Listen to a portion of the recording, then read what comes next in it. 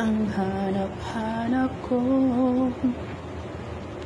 Meron tayong salted fish. Ihalo natin sa toge. Pagkakaibig mo ang hanap-hanap ko sa bawat sandali.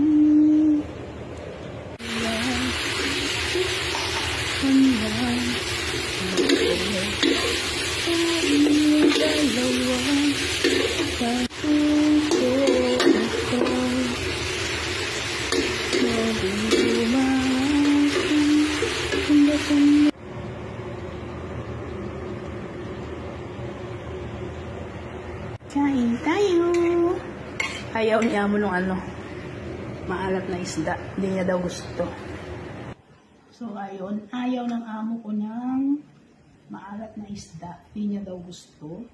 Mas gusto niya yung nakababad sa mantika. Ayaw niya ng tuyo. Okay lang. Kain.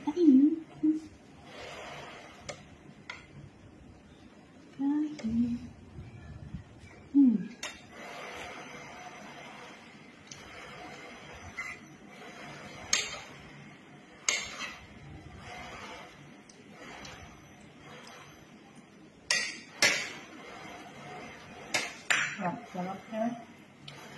Ayaw.